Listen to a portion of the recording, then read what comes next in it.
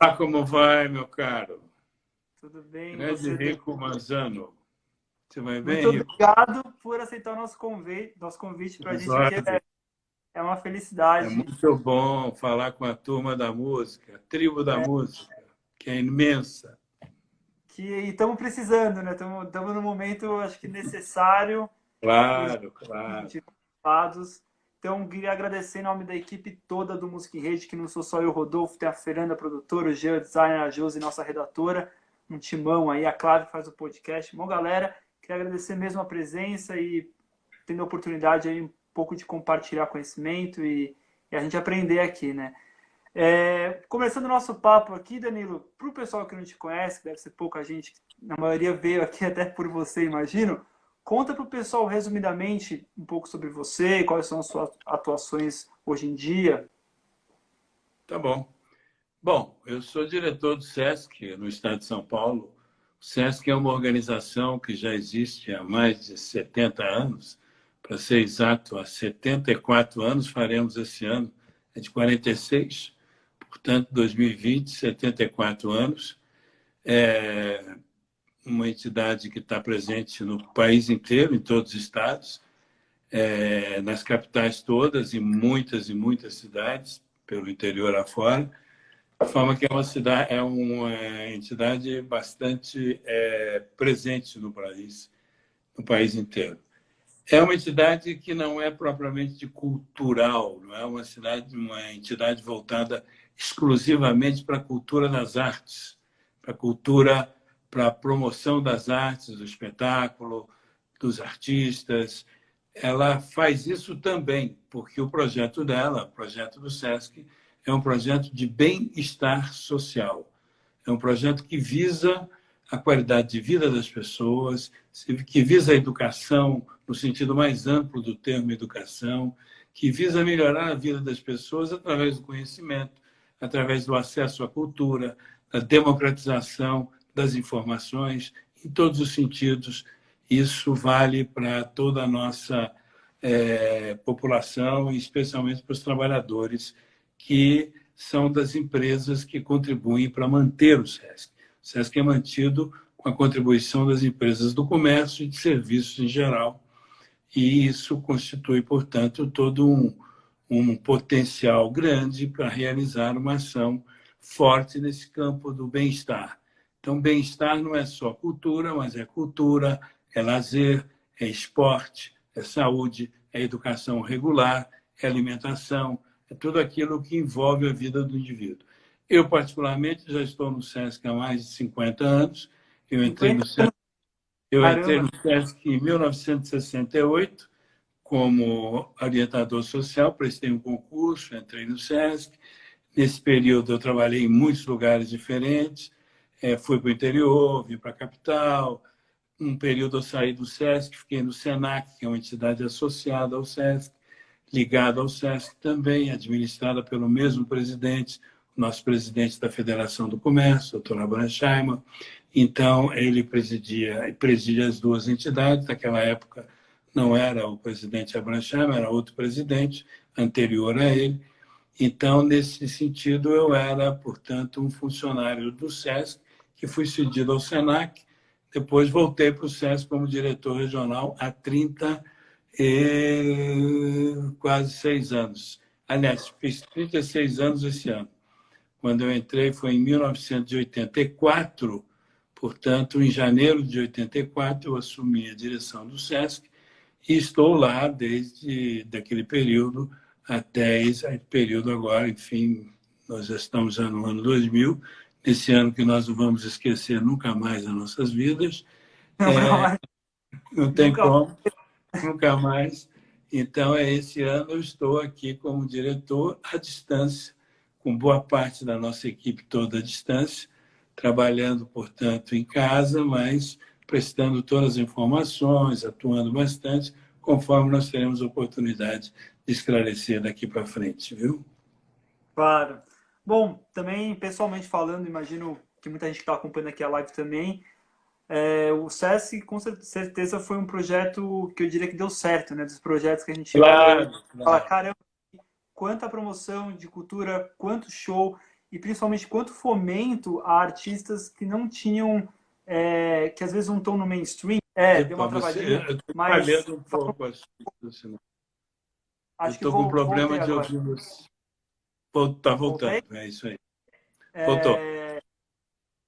E conversando um pouco também que isso auxiliou muito, né, falando na parte musical principalmente, a dar É oportunidade, verdade. dar cachês decentes para a turma do independente, para a turma que estava no meio da carreira, estava se profissionalizando. Então tem todo esse acesso que realmente eu acho que isso foi Bastante amplo. uma valorização assim, sem limites. E aproveitando o nosso papo, puxando esse assunto já, a gente inevitavelmente entraria no assunto que a gente vem sofrendo um ataque sistemático por parte desse governo, não só desse, como de muitos outros, quando fala a gente, trabalhadores da cultura.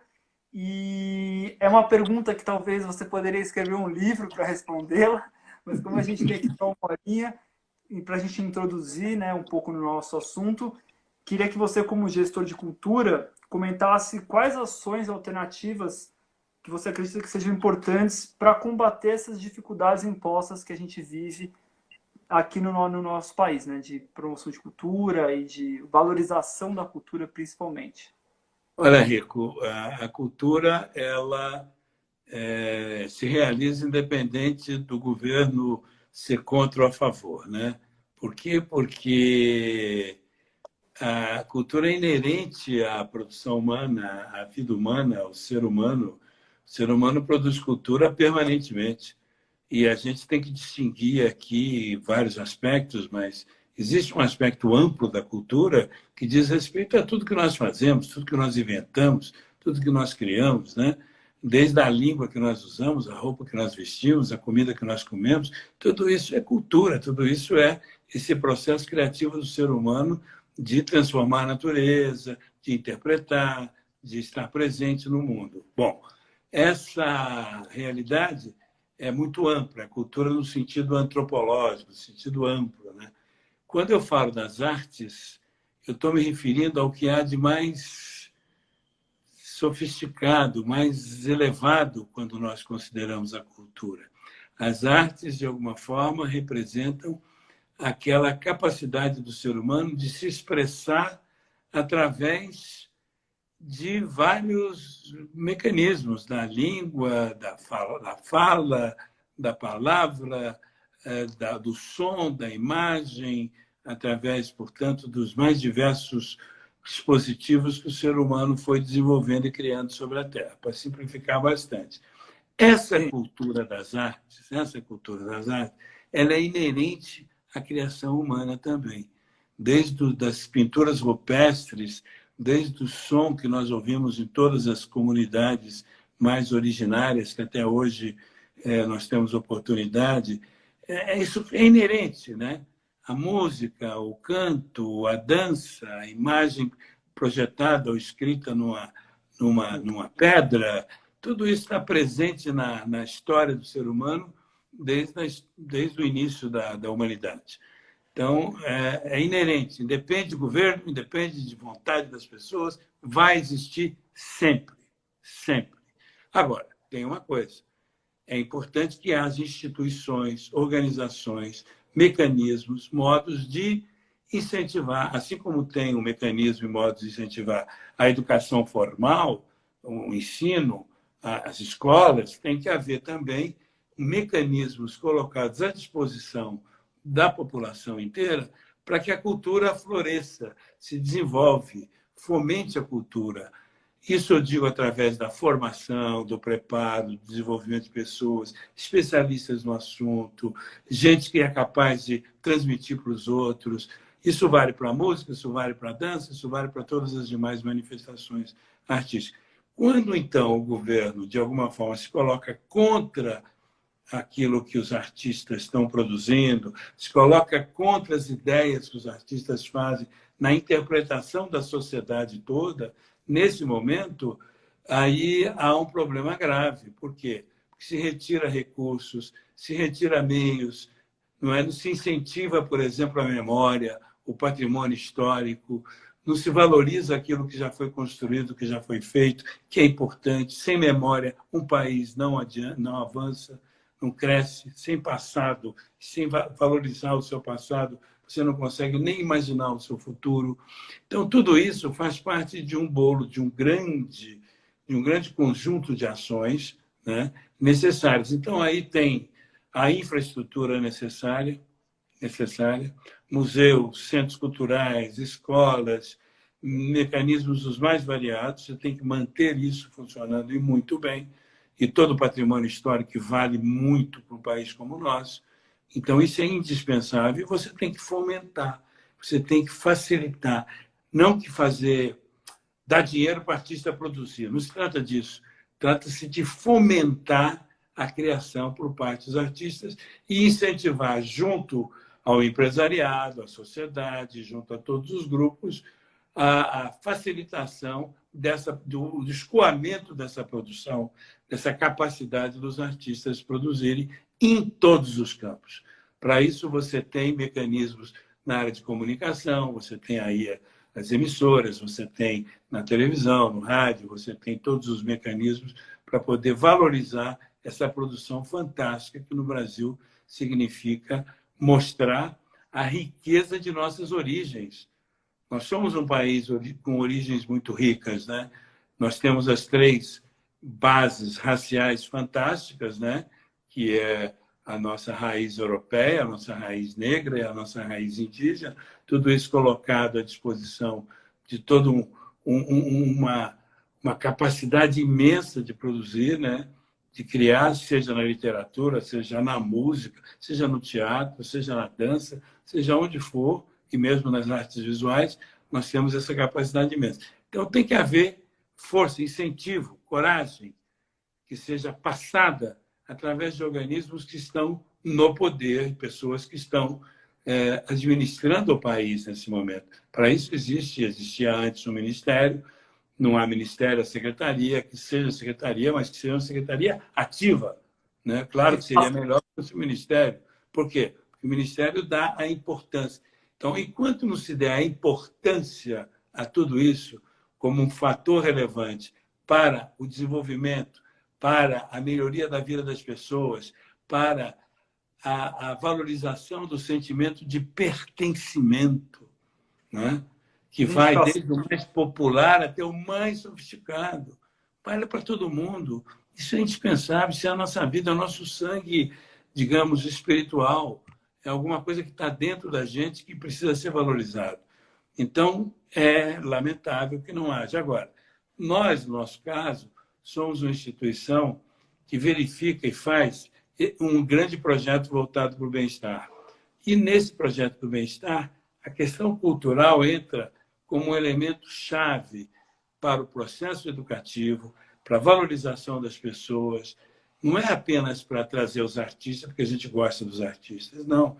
É porque os artistas, músicos, atores, atrizes, pessoas dos mais variados setores, né? Os pintores, escultores, pessoas capazes de realizar uma ação forte no campo das artes, eles trazem o quê? Trazem a reflexão sobre o contemporâneo, eles preveem aquilo que, de alguma forma, está vibrando na sociedade e vai projetar o futuro. Vai projetar o futuro. Eles não são profetas, mas eles têm a perspectiva de ver o que está vindo, o que é importante, o que precisa ser valorizado nesse momento em que nós vivemos, mais ainda, seja na música, na dança, nas artes visuais, em toda parte. Então, é lamentável que a gente sofra uma certa ameaça, eu diria, né? Porque na hora que vamos ver mesmo, vão perceber que a importância que essas entidades têm, a importância que o SESC e outras entidades, ao realizarem a sua missão, é tão grande, tão significativa, que é indispensável não apenas manter, não prejudicá-las. Não precisa, digamos, no nosso caso, muita acréscimo de recursos, não é isso? Deixa a gente produzir do jeito que nós estamos, realizando o nosso trabalho, que para nós seria absolutamente indispensável. Agora, para a sociedade como tal, há necessidade de manter os centros culturais, de manter toda a nossa estrutura que está aí colocada, os Editais, museus. também, né? A promoção dos editais que a gente estava falando um pouquinho antes de você entrar, né? Ter mais editais, mais... Editais, fomento em geral, né? O fomento significa valorizar, não é dar dinheiro para o artista. Às vezes confundem um pouco isso, achando que o artista vai sobreviver. É bobagem. Isso não existe. O governo tem que fomentar. Ao fomentar, tem que passar recursos para que as atividades sejam realizadas. Concursos, né?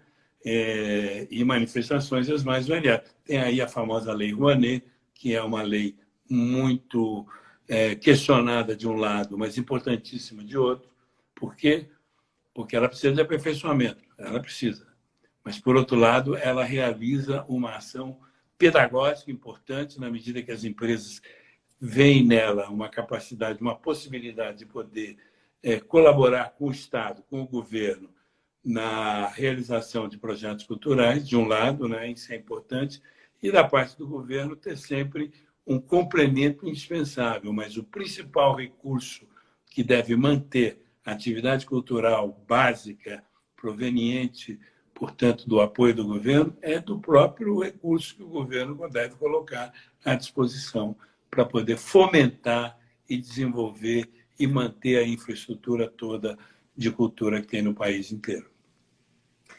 Legal. Bom, eu dei até uma respirada.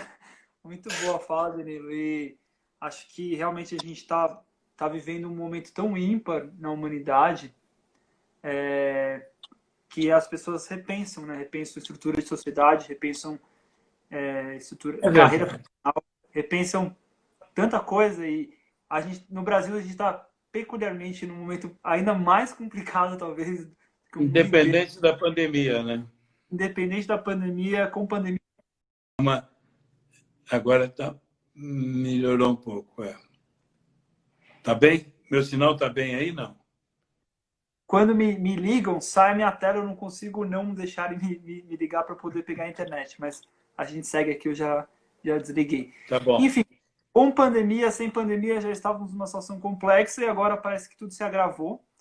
E, obviamente, acho que algumas alternativas, principalmente, na verdade, poucas alternativas se voltaram aos trabalhadores da cultura periféricos. A gente comentou hoje um festival que está sendo promovido, o Festival Favela em Casa, bem legal. Favela em Casa, né?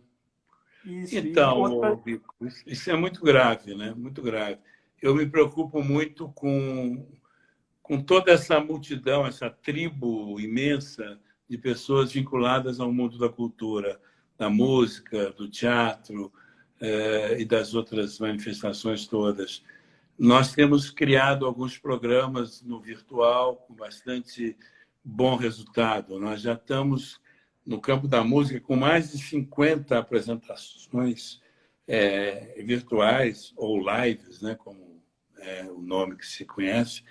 E isso tem funcionado bastante bem, tanto para o público, que para nós é o mais importante, ou seja, nós estamos cumprindo nossa missão, levando aquilo que normalmente nós conseguimos fazer no dia a dia das ações nossas, no tempo que era chamado normal antes, né? Com espetáculos musicais quase que diários em nossas unidades. Então, nós estamos levando isso virtualmente agora, né? Para atender também a esse público que frequenta, que estão presentes. As pessoas estão presentes nas nossas plataformas aí, nas redes sociais, né, no YouTube, no Instagram e outros meios, todo dia às 7 horas da noite, com música. Agora, é importante dizer também que nós estamos atendendo, pelo menos, a uma parte desse universo de criadores musicais que não teriam nada se não houvesse essa atenção, ou de alguns outros também. O SESC não é o único que está fazendo isso, outras organizações estão fazendo também, e alguns até por iniciativa própria dos próprios artistas estão procurando ir atrás disso também, e com muito bom resultado. E aí a gente usa o mesmo mecanismo que nós usamos na nossa programação. uma valorização e respeito de todas as tendências, desde o hip hop à ópera, não importa. Fazemos tudo. Por quê? Porque o critério para nós não é um critério, sei lá, de tipo de música ou de ser de um jeito ou de outro, não. O que nós queremos é a qualidade, a valorização do artista, desde que ele faça isso de casa, ou sozinho, ou acompanhado, no máximo de mais uma pessoa, que também convive com ele, ou que tenha facilidades para isso, para poder fazer um espetáculo. E já tivemos espetáculos até a capela. Um dia desse, a Tereza Cristina fez um belíssimo espetáculo a capela cantando Noé Rosa. Foi muito bom. Então, isso acontece com muita frequência, né? E pretendemos também expandir. Estamos hoje no eixo mais Rio-São Paulo, porque é o eixo que... Não é porque tem mais gente só, também tem mais gente, mas que tinha mais facilidade técnica para nós de resolvermos o problema com equipe daqui e equipe lá.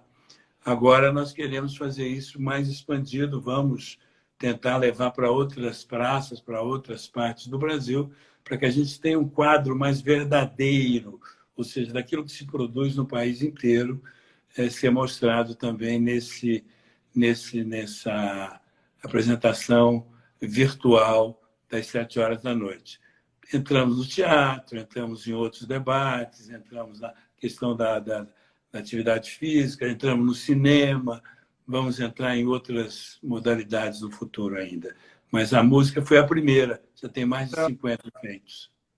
Sim, inclusive um edital, pelo menos aqui de São Paulo, se não me engano, o Sesc São Paulo, se encerrou ontem, que era exatamente promovendo diversas atividades, não só de música, como de podcast, até de podcast. Não sei, talvez seja essa mobilização que nós estamos fazendo através das unidades, né? Sim, imagino que sim. Talvez seja isso. Ô, Daniel, Não é bem um edital. O edital, não é que a gente não evita, porque edital é uma coisa mais própria da administração pública e a gente tem a obrigação de fazer seleção, escolhas mesmo. Então, a gente recebe continuamente propostas e a gente vai naturalmente analisando. O Departamento Nacional do SESC, Departamento Nacional, sediado no Rio de Janeiro, falou de fazer também uma convocação nacional de outra forma, mas administrada e resolvida pelo SESC, não do Rio de Janeiro, do Departamento Nacional do Rio de Janeiro. Porque no Rio de Janeiro nós temos o Departamento Nacional, que é um organismo máter, um organismo que é uma espécie de umbrella, de guarda-chuva do SESC inteiro, mas cada regional, cada estado tem sua independência. Tanto que no Rio de Janeiro tem outro SESC regional do estado do Rio de Janeiro. Lá tem 2 SESC, nacional e regional. O pessoal sempre pergunta, poxa, mas em São Paulo, aqui em São Paulo realmente tem, acho que 40 unidades, se não me engano, o estado de São São Paulo. 44 unidades hoje, né? Temos algumas especializadas, dá 40 unidades mais próximas desse trabalho mais típico, né? Porque tem as outras unidades que são especializadas, tipo cinema, editora, selo. O selo, por exemplo, está com mais de 150 títulos já. Uns títulos que vai desde a música clássica até o folclore, a música mais tradicional brasileira, numa boa. Vai de tudo. E trazendo um pouco para o tema mais atual, talvez, que a gente está enfrentando nesse momento, que é a MP 932/2020. Uma medida provisória que impacta diretamente o Sistema S como um todo, consequentemente o SESC, e a gente sabe que ela prevê o corte de 50% do repasse para o Sistema S, e lendo matérias, entendendo melhor, a gente viu que isso poderia acarretar um prejuízo talvez irreparável às unidades. Não sabe exatamente até que ponto vai chegar isso. A gente também sabe que isso não foi ainda definido, está em trâmite ainda, está em âmbito judicial. Não, isso, como medida provisória, ela entra em vigor na mesma data em que ela é publicada, né? Então, a rigor, ela tá valendo. Mas ela tem que ser aprovada no parlamento, né? E ela não foi aprovada até agora no parlamento. O corte de repasse Já foi feito, ela Tese. pode ser feita uma negociação para uma parte valer, outra parte ser mudada, pode ser anulada pura e simplesmente, pode ser rejeitada, pode ser mantida e aprovada, enfim. Está uma discussão. Isso só me preocupa uma coisa com relação a tudo isso, que é o seguinte: quando se fala em cortar alguma coisa para beneficiar, houve até uma outra medida provisória que pretendia retirar recursos permanentes, aí permanentes, da entidade, do SESC, do SESI. Aliás, era só do SESC, nesse momento era só do SESC, para manter um organismo ligado ao turismo, a Embratur, a nova Embratur.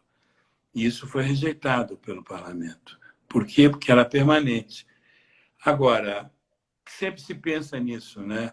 Houve até pessoas do governo que disseram que pretendiam dar uma facada, tirar um pedaço dessa contribuição, pura e simplesmente, desde o início. Isso não se efetivou até hoje, espero que não se efetive nunca, né? Agora, essa medida provisória de 50% durante 3 meses no repasse das instituições do chamado Sistema S, ela pode afetar, sim, ela vai, se ela vier a vingar realmente, ela vai criar, desse período, uma dificuldade grande para você manter todas essas instituições funcionando no país inteiro. Lembre-se que só o SESC, nós somos 27 SESCs espalhados em todo o país, né, e mais o Departamento Nacional, né, porque são 26 estados, mais o Distrito Federal, 27, e mais o Departamento Nacional, 28 departamentos, digamos assim, que dependem disso. Isso vale para todos os outros S's, né? Vale para o SENAC, vale para o SESI, vale para o SENAI, vale para o SEBRAE, vale para todo mundo. Teoricamente, vale para todos.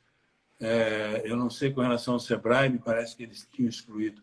Mas, enfim, vale para muita gente isso, né?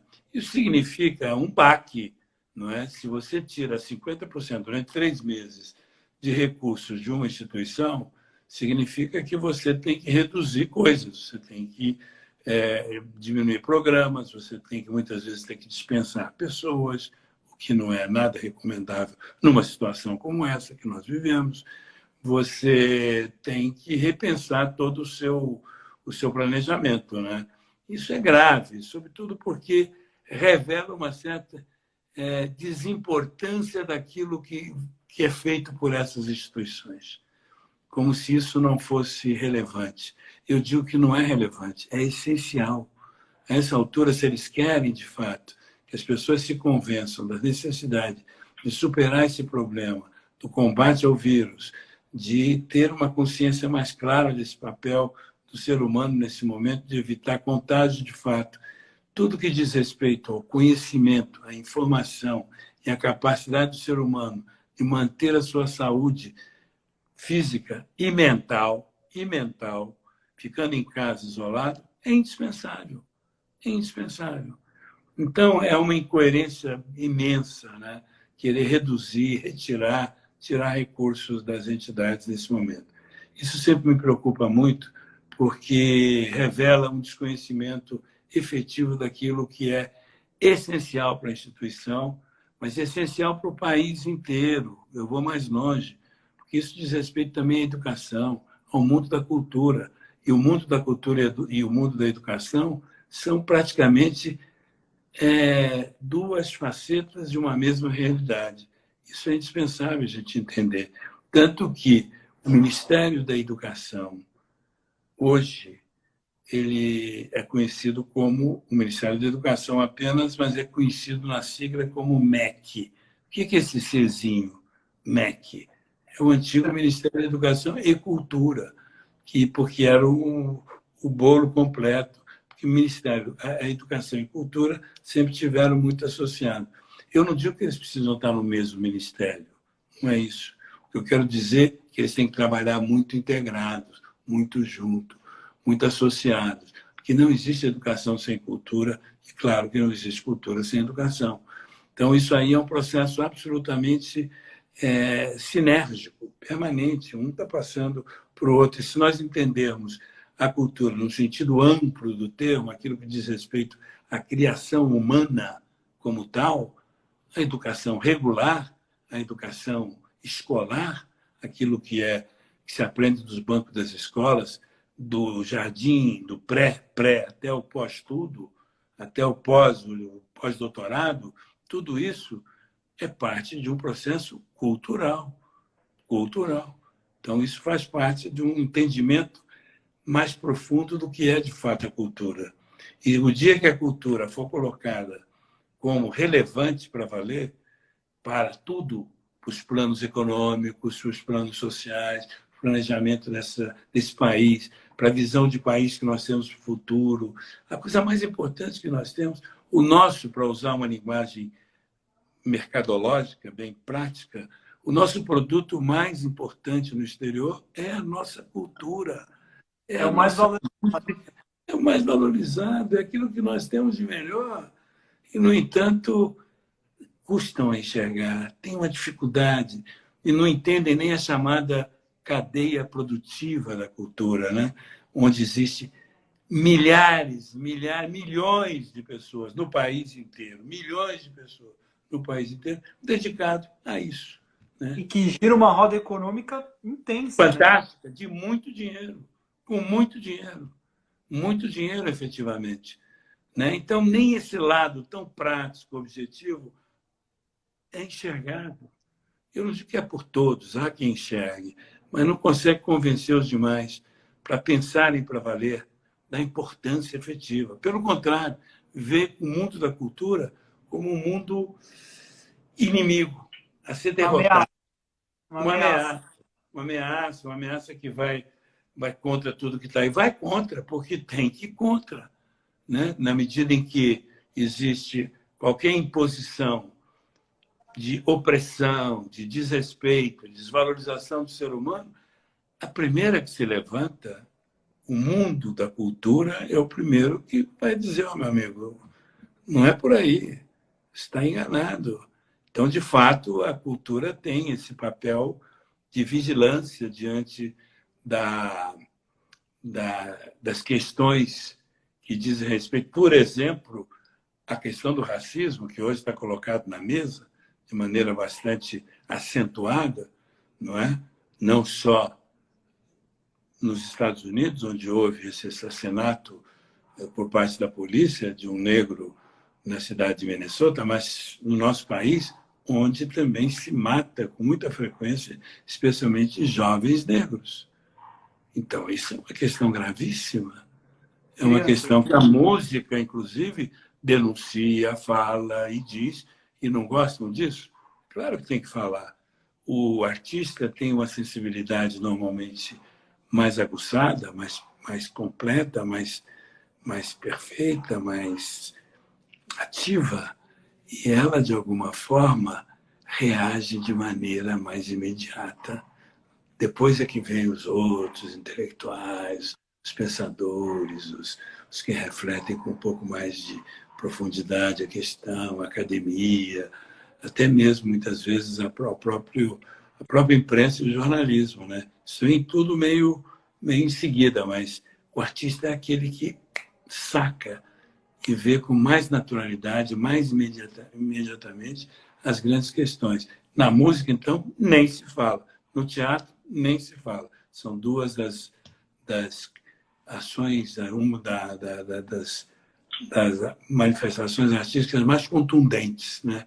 Que mostram para valer as coisas que estão acontecendo à nossa volta. Agora, existem também aquelas ações que são também músicas, valem, divertem, têm sua importância, mas não têm relevância do ponto de vista da profundidade das questões que nós vivemos, né? Trabalha com outros temas, outras questões, mas, enfim, e muitas vezes ganha uma dimensão, às vezes, mais popular até, né? Mas não é a mesma coisa. Muito bem. Sim. Oh, que aula aqui. Não, pelo amor de Deus. Pessoal, que eu tenho É só reagindo àquilo que nós estamos fundamentando, fazendo. A gente discute muito essas coisas, sabe, Rico? É é uma ação, eu diria que quase que permanente no nosso dia a dia, né? Então, por isso, a gente tem muito presente. E mais uma coisa, só para completar agora, que você permitiu mais uma entradinha, nós não somos uma entidade pública, nós somos privados, mas nós atuamos de maneira tal que o interesse público é o que predomina. Nesse sentido, nós estamos muito próximos das políticas públicas. Por isso, a gente discute muito a questão da política pública. Política pública é aquilo que é feito com o objetivo de atingir a todos, que beneficia a população inteira. Isso em todos os campos, né? Na saúde, na justiça, na educação, em todas as áreas do ser humano, no transporte, não importa, na questão ambiental, tudo isso, e também na questão cultural, né? Por isso que tem um papel fundamental discutir política pública no campo da cultura, né? Porque ela tem uma relevância de mexer com tudo, mexer lá por baixo, né? Isso é indispensável num país como o nosso. Legal, Danilo. Pessoal, todo mundo que está... Estamos aqui com nossos quase 190 espectadores. Queria pedir um Opa! favor de coração. Passem essa live para outras pessoas. A gente precisa muito que muita gente escute o que o Danilo está dizendo aqui. Tem uma setinha, um aviãozinho aqui. Passem para todas as pessoas que vocês acharem que podem gostar. E as que também não acham que de quem não vai gostar também é muito importante mandar para quem a gente... Não é todo mundo que vai gostar. Tem gente que senão fica tem chovendo outras prioridades. Mas passem porque eu acho fundamental realmente Certo, a gente cara. dar mais espaço para isso que está acontecendo nesse momento. Peço encarecidamente para todo mundo poder enviar para quem gosta, para quem acha que tem que ouvir um pouco sobre o que é cultura. E Danilo, a gente está quase se aproximando do fim. Temos mais uns 12 minutinhos. É muito difícil, eu sei, a gente pensar qual será o futuro do SESC nesse momento, porque a gente não sabe exatamente o que vai acontecer. E a gente acredito que dependemos, inclusive, de ver o que vai acontecer com essas medidas provisórias, se elas vão se estender, o que vai sair disso. Mas queria saber, eu sei que é uma situação um pouco futurologista, né? Um pouco cartomante, mas se você tivesse uma cartada para dar, uma opinião do que vai... Qual seria o futuro? É interessante essa questão, porque ela tem um lado, a discussão do como vai ser ou como será esse novo normal, como será o futuro SESC, de um lado. Por outro lado, isso está na dependência total do que virá pela frente do ponto de vista dessa pandemia, né, que é destruidora, é terrível, ela é um cataclisma, é um tsunami que veio e afetou a humanidade inteira, tá? Portanto, tem questões gravíssimas que vai deixar marca, né? Deixar marca profunda, não só nos indivíduos, de cada um de nós individualmente, daqueles que foram contaminados e sobreviveram, como na sociedade toda, né? E o SESC não vai ficar isento disso, né? Então, todo mundo, teremos alguma alteração no futuro, dependendo de quando virá o novo momento de superação disso, quando tiver vacina, um tratamento seguro, enfim, isso tudo vai depender muito. É imprevisível. Por enquanto, a imprevisibilidade é que determina, de alguma forma, a nossa previsão. Nós temos um plano de retomada. Então, logo seja possível, vamos buscar todos os caminhos possíveis e imaginários para poder nos preparar para isso, né? Com barreiras, fisicamente com mudanças dentro das nossas unidades, com tudo que for necessário para tanto as pessoas individualmente como o espaço todo ser repensado em função disso. Então, isso nós já estamos fazendo, prevendo, para quando for liberado e tiver aqui possibilidades seguras de voltar, nós voltarmos. Então, a complexidade do SESC é muito grande, porque nós lidamos com atividade esportiva, atividade cultural, alimentação, saúde, convivência, Nossas áreas de convivência são muito importantes. E nós somos acostumados, viu, Rico, a uma coisa chamada ajuntamento. Quanto mais gente nós ajuntamos, melhor. Né? Nós queremos aglomerar, queremos pôr gente para participar das ações, etc, etc.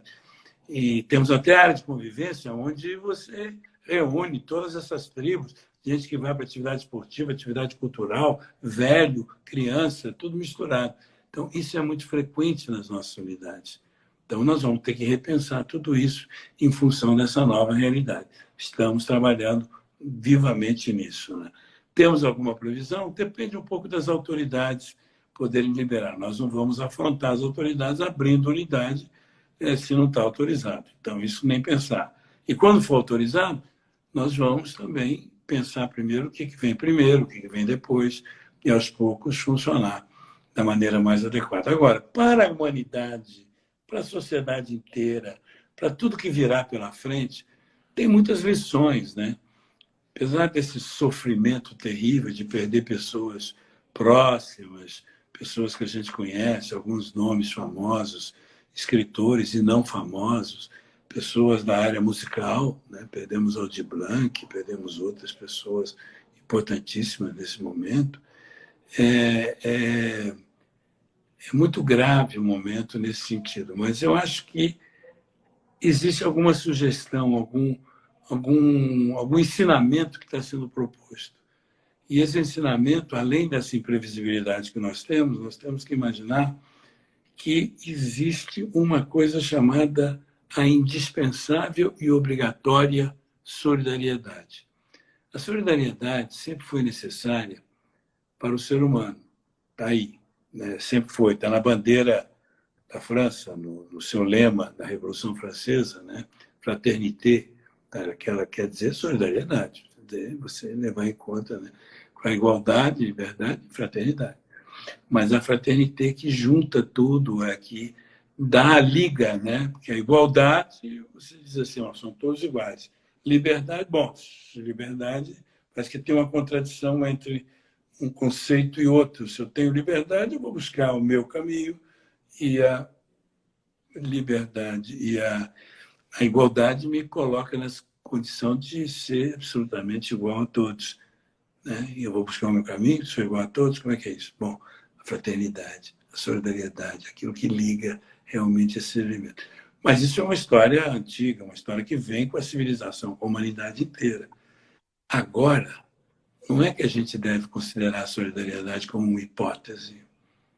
Ela é obrigatória, porque eu dependo do outro para poder sobreviver. Até isso a doença, de alguma forma, porque a gente espera que esse vírus fique por aqui e acabe, e não tenhamos outro depois dele, né? Que a gente consiga dominar esse tipo de manifestação, porque, afinal de contas, os biólogos estão dizendo que tem milhares de possibilidades disso aí ser um processo meio que contínuo, de aparecer depois outro, depois outro, né? Bom, esperamos que isso seja resolvido logo, rapidamente, pelos nossos cientistas, né? Mas a solidariedade vai ter que ser repensada, não apenas no plano individual, pessoal, no plano das sociedades, no plano das nações, no plano internacional inteiro. Por quê? Porque não adianta imaginar que vamos resolver o problema do crescimento a qualquer preço para melhorar a vida das sociedades do chamado primeiro mundo, aqueles que conseguiram chegar primeiro em determinados patamares, e os outros que se virem. Não, vai ter que haver um processo de juntar tudo, de distribuir melhor, de fazer essas coisas funcionarem de uma maneira melhor. É uma utopia da minha parte? É uma velha utopia da minha parte, da parte de muita gente. Mas é indispensável a gente considerar isso, especialmente nesse momento. Indispensável, indispensável. Portanto, eu coloco isso na prática. Nós vivemos essa realidade, nós cumprimos esse papel nessa nossa história de vida, nessa história na instituição onde nós estamos. Mas é tudo um paraíso lá? Não, tem problema, como qualquer lugar. Mas, de qualquer forma, o escopo, a tendência, a linha mestra é essa. Então, isso é importante dizer para você. Nesse sentido, portanto, a gente espera o mais rapidamente possível voltar a poder realizar presencialmente as coisas. Para mim, é uma questão central. Por que eu digo isso? O virtual é maravilhoso, resolveu, ajudou, facilitou. Estamos aí, eu faço live várias vezes por dia, discuto, debato, temos espetáculos, é muita coisa, mas não é a mesma coisa. Não é a mesma coisa. O ser humano tem a indispensável necessidade de estar presente junto, de ter o toque, de ter o contato, de ter a proximidade. Isso é indispensável da nossa natureza. O afeto está muito ligado ao toque também, de alguma É forma. verdade, é verdade, é verdade. Então é isso, meu caro Rico. Eu estou à disposição aí, vamos tocar o nosso barco. Bom, Danilo, muito obrigado pela entrevista hoje. Acho que foi realmente uma coisa que possamos sair todos mais fortes, mais solidários disso tudo. É verdade. E, bom, para encerrar nossa entrevista de hoje, lembrando, pessoal, quem está aqui veio pelo professor Danilo, esse aqui é o Música em Rede, é um projeto que fala sobre o mercado da música. A gente faz entrevistas com vários atuantes, pessoas que se importam com o mercado cultural, que se importam com a música. Estamos aqui de segunda a quinta, a partir das 19 horas. Tem o nosso podcast que está aí toda sexta-feira, além de algumas indicações que a gente faz. Enfim, está rolando uma movimentação bonita e muito interessante para tentar trazer o nosso mercado musical para mais perto, todo mundo se conhecer mais, trabalhar em conjunto e trazer um futuro próspero aí para todo mundo que atua, né, não só nessa área, mas em todas as áreas culturais. Danilo, para encerrar, a gente tem uma clássica pergunta / indicação de todos os nossos convidados que passam aqui, que a gente pede uma indicação de uma música que você queira passar para o pessoal, que vai diretamente para a nossa... É uma só, né? Pode ser duas. Eu vou abrir aqui o Spotify para o pessoal, procurem lá. Música em Rede, tem o nosso logo verde. Cada convidado aqui indicou uma música, uma ou duas. Estou abrindo aqui o Spotify para a gente colocar seguinte, aqui. Eu nesse período de isolamento, de pandemia, eu li muito, leio o tempo todo. Estou terminando aqui um livro e gostaria de mencionar. Aliás, eu fiz várias leituras em torno da música. Olha que coisa, né? A música brasileira, eu tenho muito interesse em conhecer, em difundir, divulgar e aprofundar isso, né? Então, eu li o Rui Castro, que é um livro muito interessante sobre a metrópole à beira-mar, que ele fala muito do Rio de Janeiro e da música do Rio de Janeiro, da cultura na primeira metade do século XX. Li o Samba do Lira Neto, que é um livro também fala da história do samba e mais ou menos no mesmo período. Li Copacabana do Zusa, que é um livro que nós editamos, é um livro maravilhoso, que conta a história do samba-canção em particular. Li a biografia de Nara Leão, pelo Sérgio Cabral, e estou terminando esse livro, que está aqui do meu lado, Wilson Batista, que é um grande compositor da música popular brasileira e, segundo alguns, o maior de todos os sambistas. Há controvérsia, e também cada um tem uma opinião, etc. Não tem problema. Mas ele, na quantidade, ele fez muita coisa, né? Ele fez mais de 500 músicas, muito mais do que isso. E eu recomendo, então, uma do Noel, que é o Feitio de Oração, que eu adoro, né? Que eu acho que é uma das músicas mais perfeitas. Quem anda vive se perdendo, né? E fala da origem do samba, da onde que você aprende a fazer samba e trabalha com a ideia exatamente das origens mais profundas da música popular brasileira. E o segundo, uma música chamada Louco, do Wilson Batista, que é cantado por Aracide Almeida. Ela é seu mundo. Louco, ela é seu mundo. Que fala da loucura do indivíduo que é colocado como um pária da sociedade por causa de um amor desprezado. Mas é muito interessante que esse é um dos livros, uma das músicas mais interessantes e mais completas, um samba tradicional do Wilson Batista, que é meu conterrâneo, nasceu na mesma cidade que eu, no interior do estado do Rio de Janeiro, na cidade de Campos. Por isso é que eu reverencio muito a figura do Wilson Batista. Danilo, adicionado as 2 músicas aqui na nossa playlist. O pessoal que quiser conferir, tá lá no Spotify, Música em Rede. Maravilha. Tem ali de músicas. Chegamos ao final, amanhã voltamos com a programação normal. Amanhã a Carol Jafé, que é produtora do Rim com Sapiência, vai trazer toda a experiência dela de produção executiva e produção de campo. E, Danilo, obrigado, de verdade. Espero que você tenha gostado também aqui do papo. Muito bom, belo papo. E é isso. Tchau, pessoal. Até mais. Obrigado. Obrigado. Tchau. Tchau.